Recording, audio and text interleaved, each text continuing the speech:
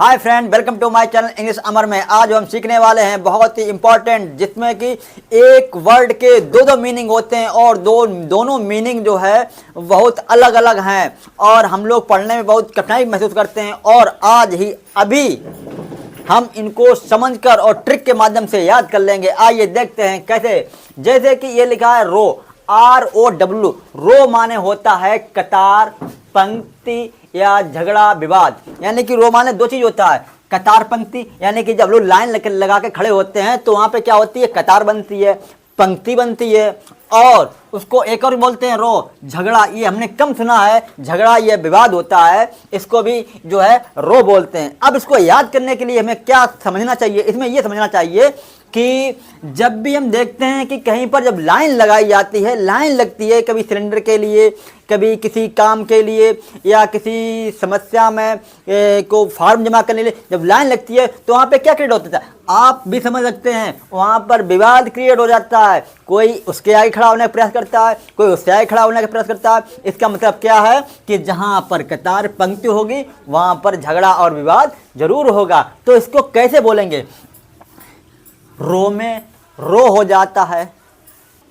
आइए नेक्स्ट देखते हैं। जैसे कि सो, SOW। सो माने होता है बोना, किसी बीज का बोना। खेतों में जो किसान लोग बीज बोते हैं, आलू का बीज बोते हैं, आलू गड़ाते हैं, वो बोना होता है, सो मीन्स।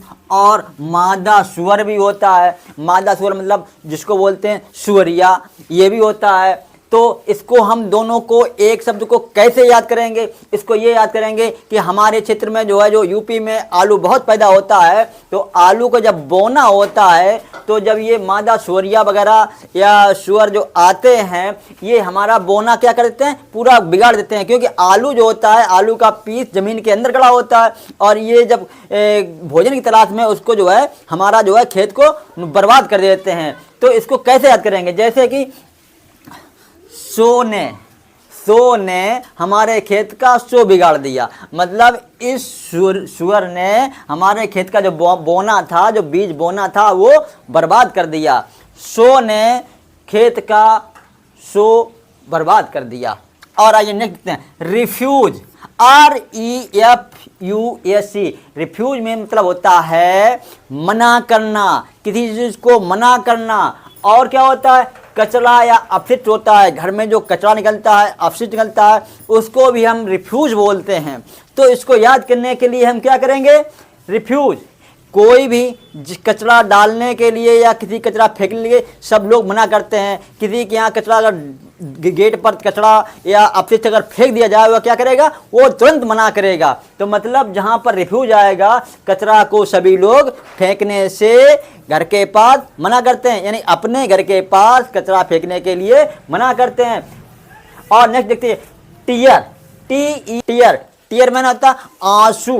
टीयर मीन्स कहता है आंसू। जो हम लोग रोते हैं, विलाप करते हैं तो आंसू निकलते हैं, टीयर मीन्स होता है आंसू। और टीयर में दूसरा क्या होता है, टीयर में होता है फाड़ना, किसी कपड़े का, किसी चीज का फाड़ना, किसी फटना, इसको क्या बोलते हैं, टीयर। ये दोनों को कंपाउंड करने के लिए क्या सकते हैं, हम सोच सकते हैं कि आंसू जब निकलते हैं तो ऐसा लगता है कि आंसू निकलते हैं तो आंख को फाड़ कर आंसू निकलते हैं। कहीं से तो आंसू निकलते ही हैं, आंख से निकलते हैं, तो आंख को फाड़ कर आंसू निकलते हैं। तो इससे हम समझ लेंगे कि टीयर मान आंसू भी होता है और क्या होता है, फाड़ना भी होता है। आइए देखते हैं। और नेक्स्ट, ऑब्जेक्ट, OBJECT। ऑब्जेक्ट होता है कोई भी वस्तु, कोई भी वस्तु, या हम लोग उद्देश्य के लिए भी ऑब्जेक्ट कहते हैं। उद्देश्य, ऑब्जेक्ट लिए वस्तु, उद्देश्य। और किसके लिए सर, हाँ, और आपत्ति करना, यानी कहते हैं ऑब्जेक्शन कर दिया है, ऑब्जेक्ट कर दिया है, वो जो है ऑब्जेक्ट भी जो है आपत्ति के लिए होता है, आपत्ति करने के लिए भी होता है। तो इसको कैसे याद करेंगे, आइए देखते हैं। ऑब्जेक्ट कोई भी वस्तु हो और वो आपत्ति करे, ये कैसी वस्तु हो सकती है, हाँ, कुछ वस्तुओं का ऐसा होता है कि कुछ वस्तुओं का उद्देश्य ही ऑब्जेक्ट करना होता है। मतलब कि कुछ वस्तुएं जो ऐसी होती हैं वो आपत्ति करती हैं। जैसे ब्रेकर, ब्रेकर वाले जो रोड पर रखे होते हैं, उनका क्या उद्देश्य होता है, उनका उद्देश्य ये होता है कि वो रुकावट डालती हैं, वो आपत्ति करती हैं कि उधर से मत जाओ। और क्या होता है सर? हाँ, और होता है जैसे दरवाजा, दरवाजे का काम क्या होता है? रोकना होता है, आपत्ति करना होता है। तो वो क्या, एक वस्तु है, दरवाजा क्या है? एक वस्तु है, और उसका उद्देश्य क्या है? उसका उद्देश्य है किसी चीज, किसी को आपत्ति करना, घुसने मत देना, मतलब वहां पर एंट्री को रोक लगा देना, आपत्ति करना। मतलब ब्रेकर है, पर्दा है और दरवाजा इस प्रकार वस्तुएं हैं कि उनका उद्देश्य क्या होता है? आपत्ति करना। यानी कि ऑब्जेक्ट का उद्देश्य ऑब्जेक्ट ही होता है। आइए नेक्स्ट देखते हैं, लीड, LEAD, लीड में होता है शीशा। और क्या होता है? लीड माने और होता है नेतृत्व करना। जैसे कि राजा हमेशा पूरे क्षेत्र का नेतृत्व करता है, या कोई लीडर अपने एरिया का होता है, वो नेतृत्व करता है। अब नेतृत्व क्या होता है? मतलब उसके अगुवाई करना, उसकी क्या करना? अगुवाई करना। तो एक होगा लीड माने शीशा, एक हो गया नेतृत्व करना। अब इसको याद करने के लिए क्या करेंगे? आइए देखते हैं। शीशा भी नेतृत्व करता है। क्या सर शीशा भी नेतृत्व करता है? हाँ करता है। यदि नहीं मानते हो तो आप देख सकते हैं, दो बराबर के शीशे इस प्रकार से आप खड़े करना, एक इधर और इसके एक ठीक सामने।